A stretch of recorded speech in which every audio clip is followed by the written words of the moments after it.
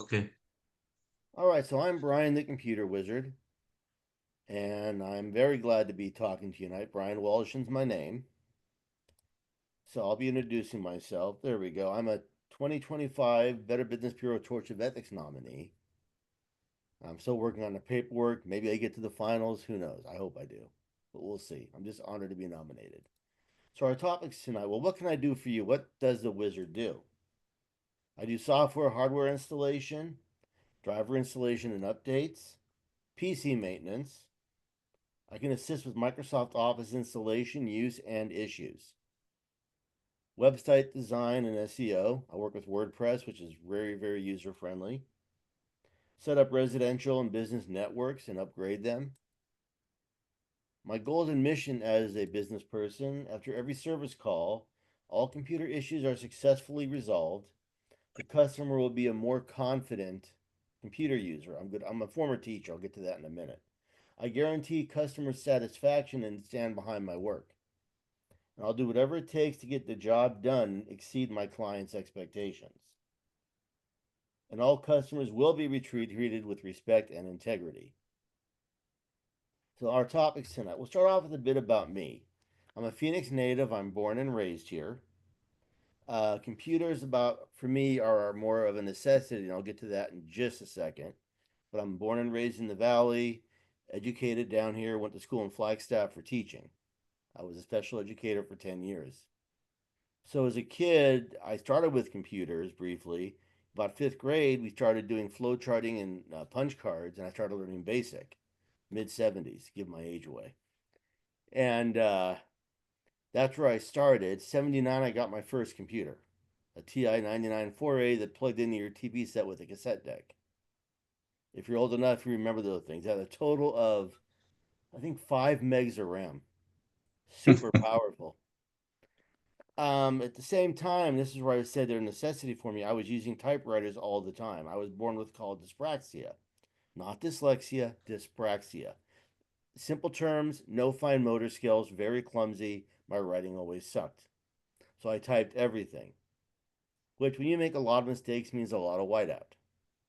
So come high school time, we got our trash 80s Radio Shack computers in school, and I discovered WordPerfect, which was the first word processor, green screen, big floppy disk, and I could type as fast as I thought, and I could delete things and no whiteout. And of course, when you're learning how to do that, you also learn how to maintain the machine so you can fix problems so you can get your work done. So that's kind of where it all started. And I became lucky enough to meet people in my through my life who taught me things in the industry as I went along. My cousin at US West, Mountain Bell, an uncle at TI, and other people who were in the industry who've taught me things. About 91, I worked at AT&T in customer sales and service on the biggest Unix system in the world. So computers became what I did. I became a special ed teacher, but was also a technology coach and so forth. And when I became ill, I quit teaching and started my business in 2009. And now I've got the business. Now I do this for a living. I love doing it, love fixing computers, love working with people, love their dogs, and really enjoy what I do. So, some things coming up here, and that's my little encapsulated life. Windows 10 end of life is October 14th of this year.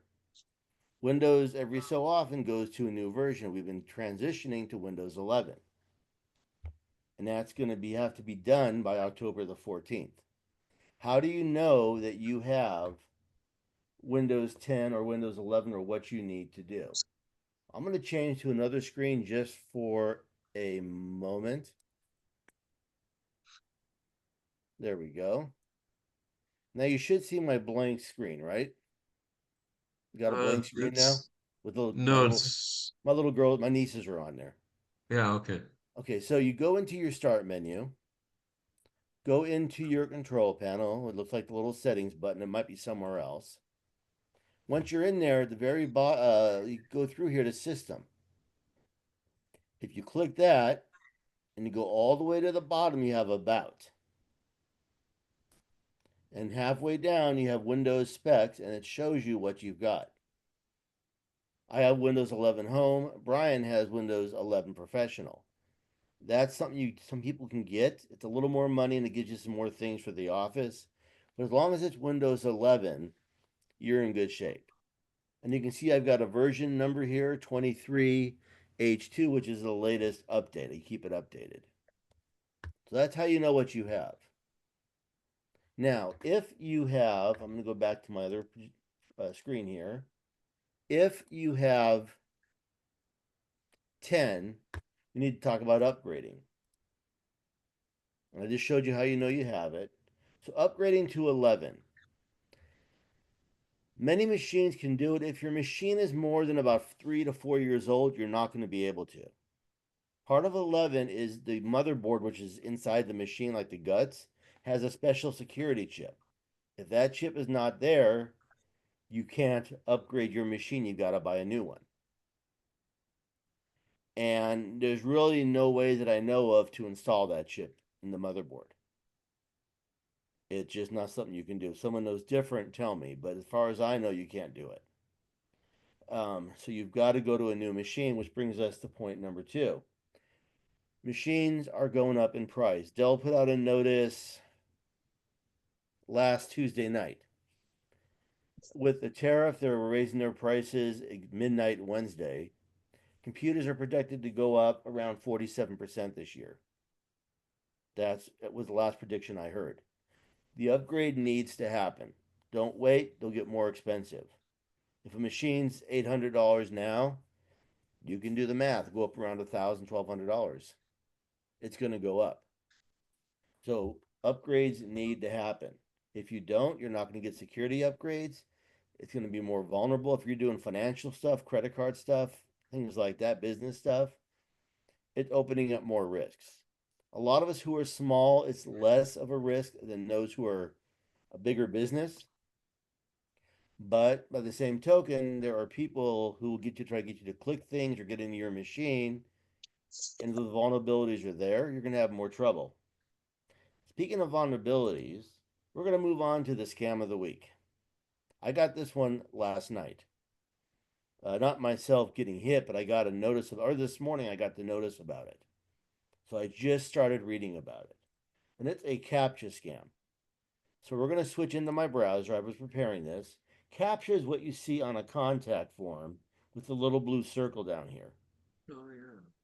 And that keeps that keeps the computers from spamming um, your computer. If you're a business, it reduces spam mails, fake mails by having CAPTCHA. So it's a nice little thing. There's different versions. Sometimes it says pick one of 3 pictures or solve a math problem. There's some different versions, but it's a good thing. However, they've recently found a way to exploit it. So I'm going to go in here and change to a different screen.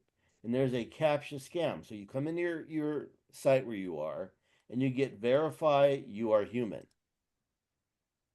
Please verify you're human. Click the button. That's kind of what I just showed you. But in this case, it looks a bit different. And when you click it, that's the trap. Your malicious script will be copied to your clipboard and you're instructed to run that script, thinking it's part of verification. Guess what? It's not. As soon as you do that, it's called a dropper. As soon as you do this, you're connecting to a server and they're going to drop a bunch of crap to your machine. Once that happens, you're in trouble. You might get things popping up, might steal your information, all sorts of things. The one they're using a lot right now is Luma Stealer, but there could be a number of them. And it drops into your machine and causes a lot of problem. Why is it dangerous? Because they're everywhere. CAPTCHA is part of all websites. Google has the code that you use to activate it. It's popular, it's effective, and everybody has it now. So they're making it look like it just belongs, and guess what? That one ain't it. They even put in a little symbol. So this is the latest scam, and it can be dangerous. If it doesn't look quite right, question it. If they're giving you manual instructions, click a button and do this stuff, don't do it. That's fake. If you were to close your screen before you do anything, odds are you're okay. So don't follow instructions. Keep your software updated. I use Norton, it will block bad pages for me, it'll block malicious code. And then be informed. Know how it should work, what doesn't look right, and what to expect. And this is just one thing they're doing. So there's a lot more scams coming out. I see them all the time. I've got a whole, for my next presentation, collection of email scams in my email program. I have a folder where I save them all.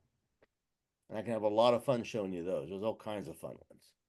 So that, my friends, is the latest scam of the week and the newest one, and one I'm not happy to be seeing. So that's the CAPTCHA scam. Now, if you want to reach out to me, have me check over your machines, check them for health, work on the update, discuss where we're at, I can do that for you and get a sense of your setup. We can also plan ahead for when you may need to upgrade. Is your modem and router ready? Is it going to be due in a year? What is our plan to plan ahead? It's always good to plan your budget. You may call me at my office, which is my cell, and you can text me. I have email, of course. You can come to my website, and there's a contact form there.